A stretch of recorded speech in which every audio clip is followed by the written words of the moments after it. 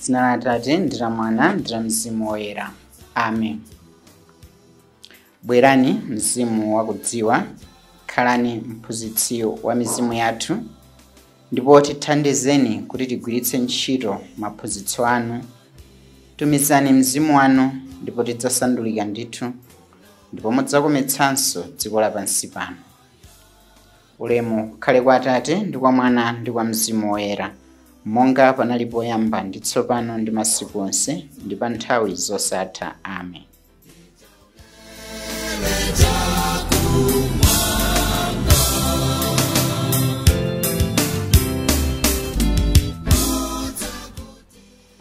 Takulandiraniso abale ndi alongo amene tili limodzi lero pa Tiyankhule na Ambuye, pamene tikupitiriza novena yathu, ulendo wa ku Pentekosite.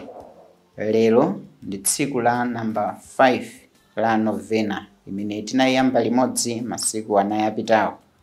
Tikawunika m'moyo mwathu timaona zinthu zambiri zimene zikuchitika zoti sizili zolungama. Ambiri makamaka amene anabadwa mvula zakanthawiko m'mbuyomo tikudziwa kuti zinthu zambiri zikuchitika m'dziko lapansi. Timazitsatira pa ma TV, pa ma social media. Zambiri zimene zikuchitikazo zikumakhala zoyipa, zobweretsa chiopsezo, ndipo zambirizo zikukhala kuti mwina sizachilungamo. Zikumachitika chifukwa kuti palibe chilungamo pa dziko lapansi, zotsatira za kusalungama kwa zochitika kwa dziko lapansi. Kwathu kuno tikumamva zimenezi, kuberana paliponse, kuwukirana, kuyambana milandu yosatha magulu osiyanasiyana, mpingo, mudziko, m'midzi, ngakhalenso kundale kumene. Kuphana zilipo ndithu paliponse. Pompano tangomva posachedwapo ku Kenya kuja kumene ansembe ndithu wiki yomweyi wina kuphedwa lidzana, wina pompano kungophedwa kuti kodi izi zikukhala bwanji, zomwe timamvanso kawirikawiri cha ku Nigeria uko. Ndipo kwathu kuno zimachitika m'madera osiyanasiyana, mbali zosiyanasiyana, zinthu zopanda chilungamo, anthu kuberana, kuphana, kuwukirana. Zonsezo zotsatira za kusowa kwa chilungamo m'dziko lapansi. Ndiye chimadabwitsa kwa anthu ambiri ife ndichiona kuti nthawi zina anthu amene ali osachita zachilungamo, anthu amene dziko lapansi limadziwiratu kuti uyu khalidwe lake ndilotere loyipa, anthu otero ndi amene amaoneka ngati kuti ali pabwino, ndi anthu amene amaoneka ngati kuti zonse zikuyendera bwino, mwina ndi anthu amene ali ndi chuma. Izi zimadabwitsa ndipo zimadzetsa nkhawa kwa anthu amene mwina timadzitcha kuti ndife opemphera, amene timadzipereka kwambiri mwina kuntchito za ku chalichi. Koma kodi Ambuye akuloleranji zimenezi? Izi ndi zina zimene pa Chingereza amazitha kuzitchula kuti it's a problem of evil, where you see that sometimes victory is for the unrighteous, those people we condemn to be evil. Wana kuti ndi amene akuoneka akupambana. Nthawi zina zitha kubweretsa kutaya chikhulupiriro kwa anthu okhulupirira. Ena mwina kusiyana zikupemphera kuti nanga kupemphera phindu lake ndi chani? Tiye timve mawu a Mulungu otilimbitsa. Tiwerenga kuchokera mu buku la mneneri Amosi, mutu wachiwiri, ndime ya 4, 5 komanso 8. Chapter 2 verse 4, 5 ndi 8. Zimene akunena chauta ndi izi: chifukwa anthu a ku Yuda akunka nachimwirachimwira, sindileka kuwalanga. Iwo anyoza malamulo a ine chauta, ndipo sadatsate malangizo anga. milungu yabodza imene makolo awo ankayipembedza yawasokeretsa. N'chifukwa chake ineyo ndidzaponya moto ku Yuda, ndipo moto udzapsereza malinga a Yerusalemu. Anthuwo amagona pambali pa malo aliwonse opembedzerapo, pa zovala zimene adalandira kwa osauka ngati chikole.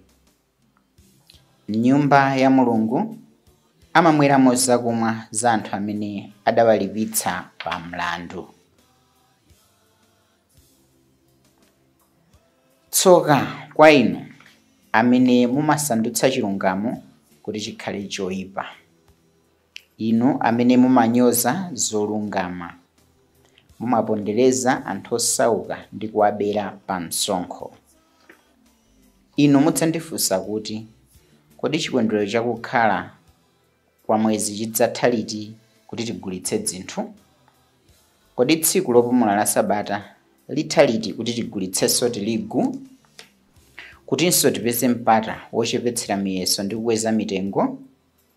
Ndiponso kuti tichenjeretse anthu ndi masikelo onama, kuti osauka tiwagule ndi siliva, amphawi tiwagule ndi nkhwawiro, kutinso tigulitse ndi mungu omwe wa tirigu? Ambuye Chauta akunena kuti, pa tsiku limenelo ndidzadetsa dzuwa masana, ndidzagwetsa mdima pa dziko lapansi dzuwa lili mbee. Zikondwerero zanu ndidzazisandutsa kulira, nyimbo zanu ndidzazisandutsa zamaliro. Tsiku limenelo lidzakhala lowawa mpaka kutha kwake.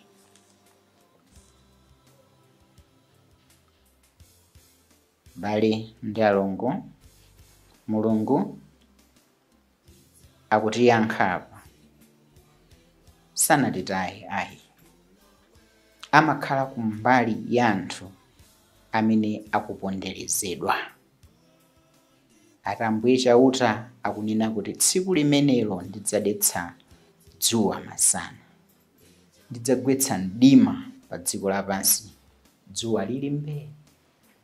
Mulungu amakhala pambali ya anthu amene akuvutika. Zikondwerero zanu ndidzazisandutsa kulira, nyimbo zanu ndidzazisandutsa zamaliro.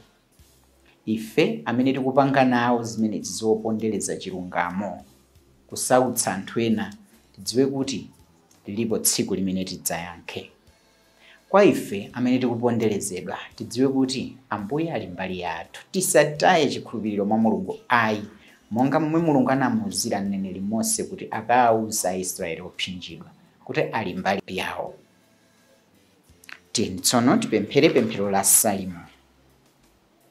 Ambuye, chikondi chanu nchosasinthika. Chauta, chikondi chanu chosasinthika chimafika mpaka kumwamba.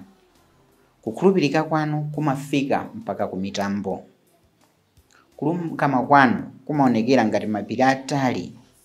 Kuweruza kwanu nkozama ngati nyanja yakuya. Inu Chauta, mumasamalira anthu ndi nyama zomwe. Chikondi chanu chosasinthika nchamtengo wapatali.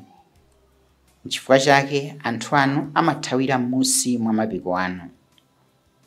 Mumawadyetsa zonona m'nyumba mwanu, ndipo mumawamwetsa zakumwa za mu mtsinje wa madalitso anu. Inde kwa inu kuli kasupe wa moyo, mkuwala timaona kuwala. Musaleke kuwakonda ndi chikondi chanu chosasinthika anthu okudziwani, ndipo pitirizani kuwachitira zokoma anthu olungama mtima. Ambuye, chikondi chanu nchosasinthika. Ndithu abale ndi alongo, Mulungu anatilenga m'chifaniziro chake, ndipo ndifedi ana a Mulungu. Mzimu wake uli mwa ife tonsefe. Malembo oyera amakhala kutiphunzitsa, kutikumbutsa nthawi zonse. Munthu ndi wofowoka, ndi wochimwachimwa, kapolo wa khumbo la zinthu za dziko lapansi, kapolo wa kunyada. Komanso amatithandiza kuti tipeze njira zotithandiza kukhala ngwiro komanso olungama. Lero anthu ambiri akusauka chifukwa ena kuwapondereza. Mdzataonera kale poyamba. Chilungamo palibe, ulemu wa anthu ukutha. Popanda chilungamo, Khristu palibe. Pamene palibe chilungamo, ndithu ufulu palibe. Koma Mulungu amafuna kuti tikulitse ufulu komanso ufumu wake pakati pa anthu. Mwina tikhoza kudzifunsa pamene tikupitiriza kusinkhasinkha kuti kodi kusalungama, chidani ndi kudzikonda kodi ndi adani anga enieni kapena ndanzanga? Nanga ngati zili zimene ineyo ndimazidalira m'moyomo, kodi ndingachotse bwanji zonsezo m'moyo mwanga? Nanga kudzetsa chilungamo, ntchito yopambana imene Mulungu mwini wake amafuna komanso Akhristu onse timayenera tichite, ineyo ndingakhale bwanji Mkhristu amene ndili active kuti ndidzetse chilungamo, ndikwaniritse ntchito ya Mulungu imeneyi? Paulo pa 2 Akorinto mutu wa 5 ndime ya 1 akunena kuti thupi limene timakhalamo pansi pano lili ngati msasa chabe, koma tikudziwa kuti msasawu ukadzapasuka tidzakhala m'nyumba ina imene Mulungu adatikonzera kumwamba, ndipo nyumbayo ndiyosamangidwa ndi manja anthu ndipo ndi yamuyaya. Tisagwiritsitse moyo wa pansi pano nkukhalira chilungamo, ayi kuchipondereza chilungamo, ayi timangodutsa pansi pano. Nde iwe amene umakhalira ubula kumasilira moyo wotero wa pa dziko lapansi, dziko lili ayi, ine as long as ndigwiritsitse Yesu Khristu, as long as ndichite kufuna kwa Mulungu, Mzimu Woyera ali mwa ine, ndidzapambana nthawi ina. Kodi zimene Mzimu Woyera amafuna kuti atichitire ndi zotani? Amatithandiza kusunga malamulo a Mulungu. Mzimu Woyera amatithandiza kuzindikira kuti moyo wa munthu aliyense ndi moyo wa mtengo wapatali. Mzimu Woyera amatipatsa mphatso yakudzetsa chilungamo. Atithandize Mzimu Woyera kuti mphatso zimenezi tizigwiritse ntchito moyo wathu tsiku ndi tsiku. Tipemphere. Mulungu Atate athu, mudatilenga chifukwa cha chikondi chanu ndipo mumatisunga tsiku ndi tsiku. Mutithandize kuti chilungamo chanu chioneke mzochita zathu. Malamulo anu atiperekeze pa ulendo wathu mu ufulu wanu. Mwa Yesu Khristu Ambuye athu. Amen. Madalitso a Mulungu wamphamvu zonse, Atate ndi Mwana ndi Mzimu Woyera akutsikireni ndi kukhala nanu nthawi zonse. Amen.